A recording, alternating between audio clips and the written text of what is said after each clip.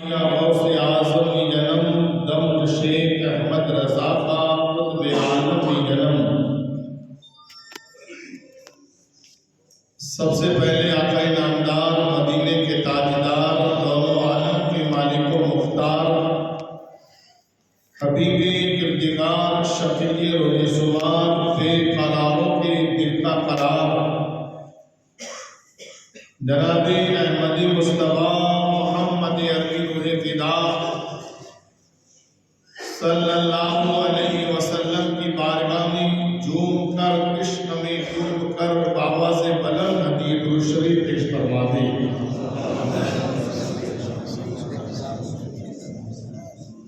صلی اللہ علی النبی الامی وآلہ صلی اللہ علیہ وسلم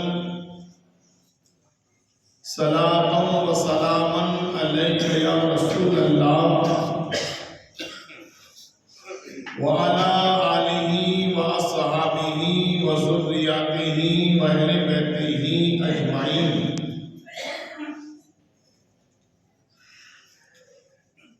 جاگنا ہے جاگ لے افلاک کے سائے تلے،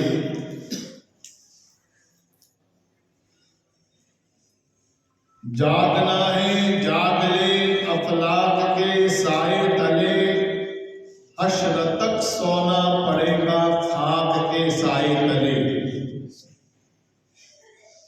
حشر تک سونا پڑے گا خاک کے سائے تلے۔ عمر دراز مانگ کے لائے تھے 4 دن،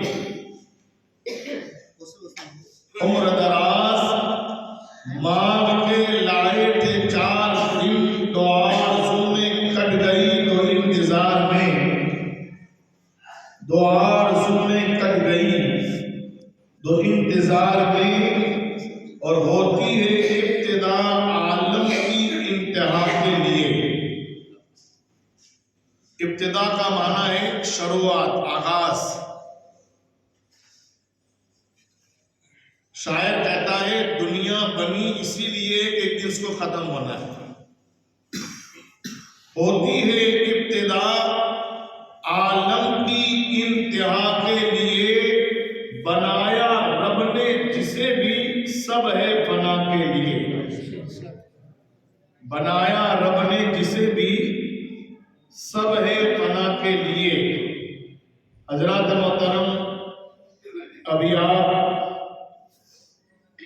مدنی مسجد کے خطیب و امام حضرت علامہ مولانا شیخ محمد صاحب سے ثواب کے تعلقات سے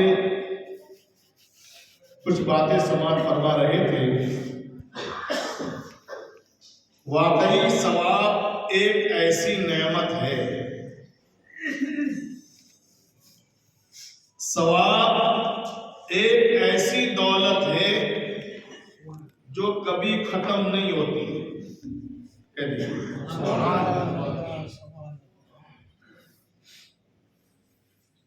ثواب ایک ایسی دولت ہے جو کبھی ختم نہیں ہوتی ہے، وہ ہمیشہ ہمارے ساتھ رہتا ہے۔ اس لیے ہمارے آقا مدینے کے تاجدار دونوں عالم کے مالک و مختار جناب احمدی مصطفیٰ محمد عربی روح فدا صلی اللہ تعالی علیہ وسلم ارشاد فرماتے ہیں، جس کا مفہوم یہ ہے کہ انسان کے 3 طرح کے ساتھی ہوتے ہیں۔ انسان کے بولو 3 طرح کے دوست ہوتے ہیں۔ کوئی بھی انسان ہے اس کا کوئی نہ کوئی دوست ہوتا ہے، مگر 3 ساتھی ایسے ہیں جو ہر انسان کے ہوتے ہیں۔ ایک ساتھی وہ ہے جو ساری زندگی ہمارے ساتھ رہتا ہے، ایک ساتھی وہ ہے جو ساری زندگی ہمارے ساتھ رہتا ہے، ہر لمحہ ہمارے ساتھ رہتا ہے، اٹھتے بیٹھتے چلتے پھرتے سب ہمارے ساتھ رہتا ہے، مگر جیسے ہی ہمارا انتقال ہوتا ہے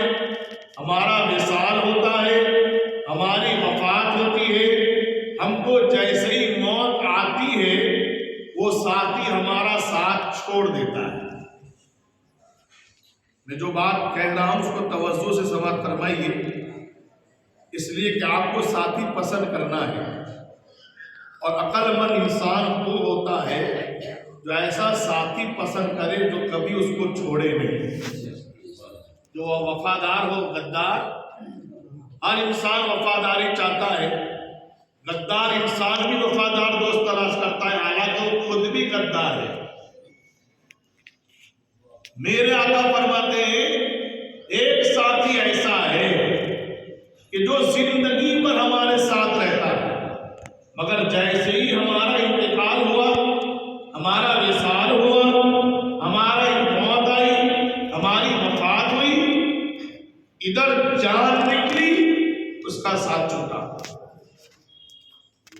وہ ہمارے ساتھ پھر نہیں رہے گا، چاہے پھر آپ اس سے کتنی بھی محبت کیوں نہ کرتے ہو، آپ اس سے کتنا بھی پیار کیوں نہ کرتے ہو، آپ اس کے ساتھ کتنا بھی میرے دوست دل لگاتے کیوں نہ ہو، جہاں تمہارا انتقال ہوا اب وہ تمہاری محبت نہیں دیکھے گا، وہ تمہارا پیار نہیں دیکھے گا، وہ نہیں دیکھے گا کہ مجھ سے کتنی محبت کرتا تھا، کتنا پیار کرتا تھا، میرے لیے کیا کیا کرتا تھا، وہ کچھ نہیں دیکھے گا۔ جہاں تیرا انتقال ہوا اس نے ساتھ چھوڑا۔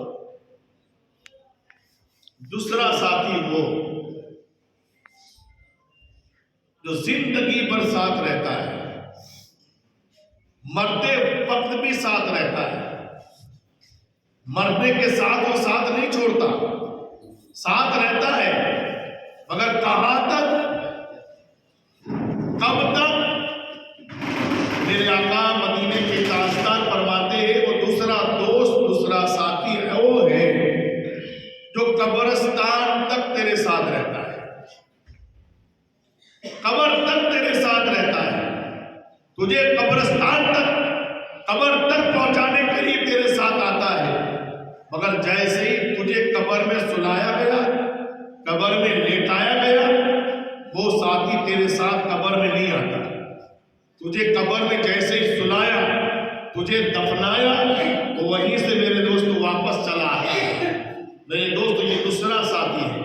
اور تیسرا ساتھی وہ ہے جس کے بارے میں آمینہ کے لال عبداللہ کے لگتے جگر جناب احمدی مصطفیٰ محمد عربی روح فدا صلی اللہ تعالی علیہ وسلم ارشاد فرماتے ہیں کہ تیسرا ساتھی ایسا ہے جو زندگی بھر تیرے ساتھ رہتا ہے، موت کے وقت بھی تیرے ساتھ رہتا ہے، دفن کے وقت بھی تیرے ساتھ رہتا ہے، جنازے کے اندر بھی تیرے ساتھ رہتا ہے، لوگوں کے کاندھوں پر بھی تیرے ساتھ رہتا ہے، تجھے قبر میں سلایا جاتا ہے تو قبر میں بھی تیرے ساتھ رہتا ہے، جب فرشتے سوال و جواب کے لیے آتے ہیں تب بھی تیرے ساتھ رہتا ہے، قیامت کے دن بھی تیرے ساتھ، میزان عمل پر بھی تیرے ساتھ، پل صراط پر بھی تیرے ساتھ، حوض کوثر پر بھی تیرے ساتھ۔ ارے حل تو یہ ہے جب تک تجھے جنت میں نہیں پہنچایا جاتا وہ ساتھی تیرے ساتھ جنت تک رہتا ہے۔ نعرے تکبیر، نعرے رسالت، محفل سال ثواب، فیضان علماء کرام، سادات کرام، نعرے تکبیر۔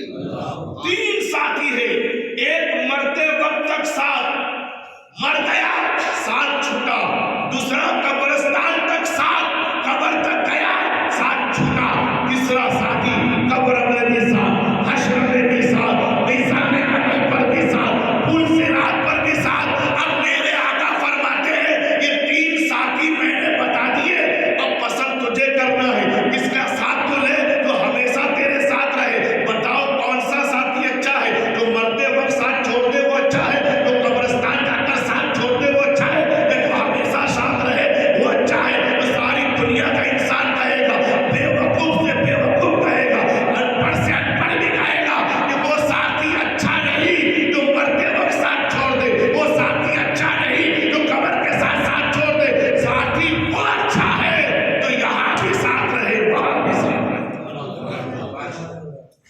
اب سوال پیدا ہوتا ہے وہ پہلا ساتھی کون ہے جو مرتے ہی ساتھ چھوڑ دیتا ہے؟ تو میرے دوستو ہمارے آقا مدینے کے تاجدار، دونوں جہاں کے مالک و مختار جناب احمدی مصطفیٰ محمد عربی روح فدا صلی اللہ علیہ وسلم ارشاد فرماتے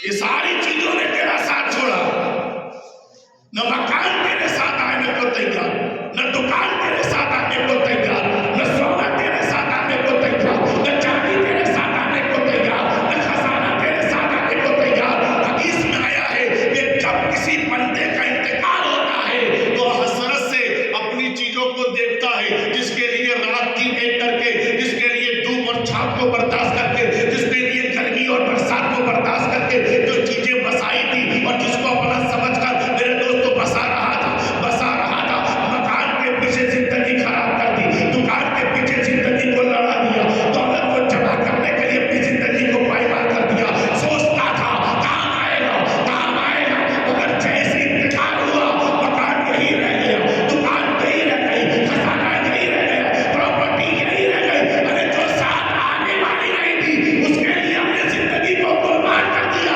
مگر ایک روپیہ بھی کسی کے ساتھ جانے کو تیار نہیں۔ بولے کہ نہیں؟ آج تک مجھے بتاؤ کہ قبرستان میں جب بھی آپ نے کسی بھائی کو دفن کیا تو دفن کے ساتھ کفن میں اپنا شجرہ تو رکھا، عہد نامہ تو رکھا، تبرکات کے لیے کوئی میرے دوستوں بزرگان نے دل کی کوئی چیز رکھی، مگر آپ نے کبھی 2000 کا نوٹ بھی رکھا قبرستان میں کہ وہاں کام آئے گا؟ جانتے ہو کہ جس کے پیچھے ہم رات دن ایک کر رہے ہیں، یہ دولت، یہ روپیہ، پیسہ کچھ کام آنے والا نہیں ہے، مرتے وقت تیرا ساتھ چھوڑ دیں گے۔ حدیث میں آیا ہے جب جنازہ جاتا ہے تو مرنے والا جنازے سے پیچھے مڑ کر حسرت کی نظروں سے دیکھتا ہے، اپنی چیزوں کو دیکھتا ہے، یہ میرا مکان ہے، یہ میری دکان ہے، یہ میری پراپرٹی ہے، سوچتا ہے ابھی میرے ساتھ چلے گا، ابھی مکان میرے ساتھ آئے گا، ابھی دکان میرے ساتھ آئے گی، ابھی خزانہ میرے ساتھ آئے گا، مگر حسرت کی نظروں سے دیکھتا ہے، نہ دکان ساتھ جا رہی ہے، نہ مکان ساتھ جا رہا ہے، نہ پراپرٹی ساتھ جا رہی ہے، نہ خزانہ ساتھ رہا ہے، اور جنازے میں میرے دوست حسرت بھری نگاہوں سے دیکھ رہا تھا، جب سب نے ساتھ چھوڑا تو تب سے میرے دوست مرنے والا افسوس کرتا ہے، نہ مکان ساتھ آیا، نہ دکان ساتھ آئی، نہ پراپرٹی ساتھ آئی، نہ خزانہ ساتھ آیا، ابھی مایوس ہو ہی رہا تھا کہ کوئی ساتھ آنے کو تیار نہیں ہے، جیب سے آواز آئی پریشان نہ ہو، مکان نہیں آیا تو کیا ہوا، دکان نہیں آئی تو کیا ہوا، خزانہ نہیں آیا تو کیا ہوا، کیا سب نے ساتھ چھوڑا؟ میں تیرے ساتھ آ رہا ہوں، میں تیرے ساتھ چل رہا ہوں۔ میرے دوست مرنے والا پوچھتا ہے تو کون ہے؟ کیا سب نے ساتھ چھوڑا اور تو میرے ساتھ آ رہا ہے؟ تو کہتی ہے میں تیری نماز ہوں، میں تیرا سجدہ ہوں، میں تیری عبادت ہوں، میں تیری بندگی ہوں، تیرے ساتھ قبر میں آنے کو تیار۔ دوستو دولت، جس دولت کے پیچھے ہم ساری زندگی برباد کر دیتے نا، وہ دولت اتنی غدار ہے، وہ ساتھ اتنا غدار ہے کہ مرتے ہی ساتھ تیرا ساتھ چھوڑ دے، اور ایسے غدار کے لیے ہم اپنی ساری زندگی کو برباد کرتے ہیں۔ آپ پوچھئے، سب کے پاس کمانے کا ٹائم ہوگا، احمد آباد خریدی کرنے کا ٹائم ہوگا، سورج جا کر ساڑیاں لینے کا ہمارے پاس ٹائم ہوگا، بامبے تک ہم میرے دوستوں خریدی کے لیے جائیں گے، مال خریدنے جائیں گے، مگر 4 قدم مسجد ہے وہاں ہم نیکیاں کمانے کے لیے، نیکیاں خریدنے کے لیے جانے کے لیے تیار نہیں۔ حالانکہ جس دولت کے لیے ساری زندگی تو برباد کرتا ہے وہ تیری خالی مرتے دم تک ساتھ ہے، مرنے کے بعد تجھے دولت بچانے نہیں آئے گی، تجھے روپیہ بچانے نہیں آئے گا، تجھے میرے دوستو ایک خزانہ بچانے نہیں آئے گا۔ حدیث میں تو یہاں میرے دوستو علماء فرماتے ہیں کہ جیسے ہی انسان کا انتقال ہوتا ہے اب اس کا کمایا ہوا مال بھی، اس کا بنایا ہوا مکان بھی، اس کی خریدی ہوئی دکان بھی اس کی نہیں رہتی ہے۔ اس پر مجھے ایک بہت پیاری بات یاد آئی، کتابوں میں لکھا ہے کہ ایک مرتبہ ایک نوجوان سفر کے لیے جا رہا تھا۔ پہلے زمانے میں سفر کا کوئی نکی نہیں ہوتا تھا کہ کتنے گھنٹے کے بعد، کتنے دن کے بعد، کتنے مہینوں کے بعد کوئی واپس آئے، اس لیے کہ جنگلوں کا سفر ہوتا تھا، بیابانوں کا سفر ہوتا تھا، گئے تو گارنٹی نہیں کہ واپس آئے، ایسا نہیں کہ چلو بھائی ابھی گئے احمد آباد گئے 4 گھنٹے کے بعد واپس آئیں گے، نہیں، سفر ہوتا تھا تجارت کے لیے، ادھر ادھر پہلے جاتے تھے جنگلوں میں، اونٹوں پر، گھوڑوں پر بیٹھ کر جانا ہوتا تھا۔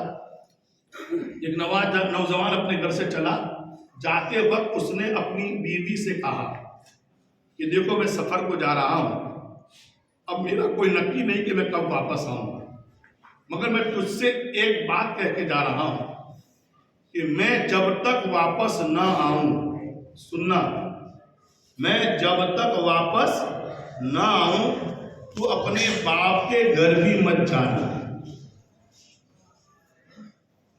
جب تک میں واپس نہ آؤں اپنے باپ کے گھر بھی مت جانا۔ یہ کہہ کر نوجوان چلا گیا سفر پہ۔ اب اتفاق دیکھو، ادھر وہ گیا اور میرے دوستو اتنے میں اس خبر آئی کہ بھئی اس عورت کو کسی نے کہا کہ تیرے باپ کا انتقال ہو گیا۔ ادھر شوہر گیا اور ادھر میرے دوستو اس عورت کو خبر آئی، اس بیٹی کو خبر آئی کہ تیرے باپ کا انتقال ہو گیا۔ اب کون سی بیٹی ہو؟ اور اس نے کیا کہا تھا جانتے ہو؟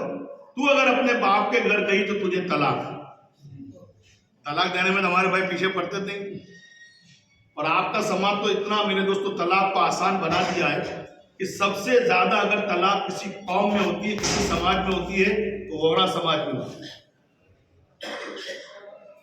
مسلمان قوموں میں سب سے زیادہ طلاق، میں جتنے بھی مجھے مسئلے پوچھنے آتے ہیں لوگ عمرت میں یا کہیں سے بھی، اگر 10 طلاق ہوئی ہے تو اس میں سے 8 تو وغیرہ سماج کی ہوتی ہے۔ اس لیے کہ آج کے سماج میں طلاق کو اتنا آسان سمجھ رکھا ہے، ذرا کچھ ہوا طلاق، شادی کے بعد مہینے کے بعد طلاق، 2 مہینے کے بعد طلاق، ذرا کوئی بات آگے پیچھے ہوئی طلاق۔ اور اس کا کارن کیا ہے میرے دوست؟ آج ہم نے طلاق کو سمجھا نہیں ہے، ہم سمجھتے حلالہ کیا ہے میرے دوستو؟ حلالہ کرنا ہر وقت میرے دوستو ثواب نہیں ہے، حلالہ کرنا بھی بہت بڑا میرے دوستو جرم ثابت ہوا ہے۔ جو شوق کے خاطر طلاق دیتے اور شوق کے خاطر میرے دوستو خالی حلالے کر لیتے، یہ بھی میرے دوستو طریقہ صحیح نہیں ہے۔ میرے دوستو جہاں تک ہو سکے اپنی بیوی کو نبھانے کی کوشش کرو، اس لیے کہ میرے آقا مدینے کے تاجدار فرماتے ہیں کہ جائز چیزوں میں اللہ کو سب سے ناپسند کوئی چیز ہے تو طلاق ہے۔ طلاق دینا چاہیے، ضرورت پڑے تو دینا چاہیے، مگر اس پر بھی اللہ ناراض ہوتا ہے۔ جب کوئی بندہ اپنی بیوی کو طلاق دیتا ہے تو عرش عظم ہل جاتا ہے، اس لیے کہ یہاں پر میرے دوستو رشتہ ختم ہوتا ہے۔ اللہ توڑنے والوں کو پسند نہیں کرتا، اللہ جوڑنے والوں کو پسند کرتا ہے۔ حضرت فرید الدین گنج شکر ایک بہت بڑے ولی کامل گزرے میرے دوستو، آپ کے پیر بختیار کاکی اور بختیار کاکی کے پیر خواجہ غریب نواز معین الدین چشتی، یعنی غریب نواز کے چہیتے مرید بختیار کاکی اور بختیار کاکی کے چہیتے مرید فرید الدین گنج شکر، جن کا مزار شریف لاہور شریف میں ہے۔ بتایا جاتا ہے مرید لوگ ہوتے تھے ہزاروں مرید، آج بھی مرید پیروں کو نذرانے دیتے ہیں، کچھ نہ کچھ تحفے دیتے ہیں۔ ایک مرتبہ فرید الدین گنج شکر بیٹھے تھے، ایک مرید آپ کی بارگاہ میں نذرانے کے طور پر تحفہ دینے کی قرض و قایت سے عطر بھی لے کر آیا۔ کیا لے کے آیا؟ کینچی، بڑی قیمتی کینچی تھی، بہت قیمتی۔ اس زمانے میں میرے دوستو ودیش کے مال کو بڑا قیمتی سمجھا جاتا، اس لیے بہت مشکل سے ملتا تھا۔ آج بھی اگر کوئی امریکہ کے چپل بھی ہم کو لا کر دے دیں تو ہم شوکیس میں رکھیں گے، امریکہ کے ہے نا۔ تو کینچی لا کر دی، مگر فرید الدین گنج شکر نے جیسے دیکھا تو چہرہ خوش نظر نہیں آیا۔ ایک بازو رکھ دو، وہ ایک طرف رکھ دی، وہ بیٹھا ہی تھا، اتنے میں دوسرا مرید آیا، اس نے آ کر آپ کی بارگاہ میں ایک سوئی پیش کی۔ کیا پیش کیا؟ چھوٹی سی سوئی کو پیش کیا۔ سوئی فرید الدین نے لیا اور بڑی خوشی کا اظہار کیا، اس کو دعائیں دی اور بڑی خوشی کا اظہار کیا۔ تو قطرنی دینے والے نے کہا سرکار یہ سوئی چند پیسوں کی ہے، میری کینچی کہیں 100 روپے کی ہے اور یہ بڑی قیمتی ہے، کہیں سے میں نے کتنی دور سے منگوایا ہے، مگر آپ کینچی کو دیکھ کر راضی نہیں ہوئے اور سوئی کو دیکھ کر آپ خوش ہو گئے، بات کیا ہے؟ کہا بیٹا ہم چیز نہیں دیکھتے، کام دیکھتے ہیں، ہم چیز نہیں دیکھتے، ہم کام دیکھتے ہیں۔ تیری قطرنی کتنی بھی قیمتی ہو مگر کام کیا ہے؟ کاٹنا ہے، ایک دوسروں کو الگ کرنا ہے، ایک کو دو کرتی ہے، اور جو اللہ والا ہوتا ہے وہ الگ کرنے والوں کو پسند نہیں کرتا ہے۔ یہ سوئی چند پیسوں کی ہے مگر یہ دو کو ایک کرتی ہے، دو کو ایک کرتی ہے۔ جو دو کپڑے الگ الگ ہوتے ہیں ان کو ملانے کا کام کرتی ہے۔ تو اللہ والوں کا کام کاٹنا نہیں ہوتا ہے، اللہ والوں کا کام ملانا ہوتا ہے۔ یعنی فرید الدین گنج شکر فرماتے کینچی مت بنو سوئی بنو. کینچی مت بنو، کینچی کتنی بھی بڑی ہو مگر وہ کاٹتی ہے، سوئی کتنی بھی چھوٹی ہو مگر وہ ملاتی ہے. غریب نواز ہم کو اس لیے پسند ہے، سلطان الہند ہم کو اس لیے پسند ہے کہ میرے خواجہ نے کسی کو الگ نہیں کیا ہے، میرے خواجہ نے جس کو بھی بلایا ہے سیدھے سے لگا کر اپنا بنایا ہے. میرے دوستو، وہ عورت کا باپ کہہ کے الگ ہو گیا، شوہر کہہ کے گیا تھا کہ اگر تو باپ کے گھر بھی گئی تو تجھے طلاق، باپ کے گھر بھی گئی تو تجھے طلاق. اب میرے دوستو باپ کی میت کی خبر آئے کون بیٹی نہ جائے، باپ کی میت کی خبر آئے اور کون بیٹی ہو جو اپنے گھر میں رکی رہے. سوچا طلاق ہوتی ہو تو ہو، میں کیوں نہ جاؤں باپ کی جنازے میں، باپ کا منہ دیکھنا پڑے، باپ کی میت میں جانا پڑے، دیکھی جائے گی. تو میرے دوستو اپنے جذبات پر قابو نہ کر سکی اور باپ کے گھر چلی گئی. اب میرے دوستو گئی، مہینے کو یہ سب ہو گیا، اس کے بعد واپس آئی، وہ شوہر پھر واپس آیا. اس زمانے میں میرے دوستو مسئلے پر عمل کرنے والے زیادہ تھے. جیسے ہی میرے دوستو شوہر آیا، بیوی نے کہا آپ نے مجھے کہا تھا کہ باپ کے گھر مت جانا، مگر میں اپنے جذبات پر قابو نہ رکھ سکی اور میں اپنے باپ کی میت میں گھر چلی گئی. اب کیا کیا جائے، آپ نے تو کہا تھا کہ باپ کے گھر گئی تو طلاق، اب طلاق ہو گئی اس لیے ہم دوسرے سے اجنبی ہو گئے، اب ہمارا تمہارا کوئی رشتہ نہیں رہا، اس لیے آپ میرے قریب نہ آنا. مگر شوہر اپنی بیوی سے بڑی محبت کرتا تھا. اب اس نے مسئلہ پوچھنا شروع کر دیا. آج بھی لوگ کیا کرتے، طلاق دیتے اور بچارتے نہیں، پھر دینے کے بعد پچھتاتے، پھر مسئلے پوچھتے، پھر نوے بہانے. کوئی کہتا ہے بابا میں جب طلاق دیا تھا تو بہت غصے میں تھا، تو مولانا صاحب کہتے ہیں بھائی گلاب جامن کھلا کے کون طلاق دیتا ہے، تب غصے میں طلاق دیتے ہیں. آج تک مجھے بتاؤ کہ کسی نے میرے دوستو پیڈے کھلا کے طلاق دی ہو؟ طلاق چیز غصے میں ہی ہوتی ہے، مگر پھر بہانہ. پھر میرے دوستو بہانے بناتے کہ جب طلاق دی تھی تو عورت نے سنا نہیں تھا، عورت سامنے نہیں تھی، عورت ہمارے پاس نہیں تھی. تو میں نے کہا اگر عورت کا سننا ضروری ہوتا تو بہری عورت کو زندگی میں طلاق نہ ہوتا. کوئی محبت اب بہانے لوگ بناتے. اگر میرے دوستو عورت کا سننا ضروری ہوتا تو پھر بہری عورت کو طلاق کیسے دیتے؟ کچھ لوگ نوٹس بیچتے طلاق نامہ بیچتے ہیں، اور کچھ لوگ میرے دوست جیسے ٹپالی دیا باپ کے ہاتھ میں ہے، باپ کو خبر پڑی طلاق نامہ ہے تو باپ بیٹی کو نہیں دیتا، پھاڑ ڈالتا ہے اور سوچتا ہے کہ پھاڑوں گا تو طلاق نہیں ہوگی. حالانکہ شوہر نے اگر طلاق کی نیت سے کاغذ پر لکھ بھی دیا تب بھی طلاق ہو جائے گی. اب باپ پڑھے بیٹی پڑھے کہ نہ پڑھے اس پر میرے دوستوں منحصر نہیں ہے، اس لیے کہ اگر پڑھنا ضروری ہوتا تو پھر ان پڑھ کو طلاق کیسے دیتے. یہ سارے بہانہ بازی میرے دوستوں کرنے کی ضرورت نہیں ہے، شریعت نے جو کہا اسی پر عمل ہوگا. تو میرے دوستوں اب کیا کیا جائے، شوہر کو اپنی بیوی بڑی پیاری تھی، اپنی بیوی کے بغیر وہ رہنا مشکل تھا اس کے لیے. اس نے مسئلہ پوچھنا شروع کر دیا کس طرح بات کی. میں گھر سے جا رہا تھا، عورت سے کہا تھا کہ باپ کے گھر بھی مت جانا، گئی تو تجھے طلاق. اب کتنا خطرناک وہ شوہر ہوگا.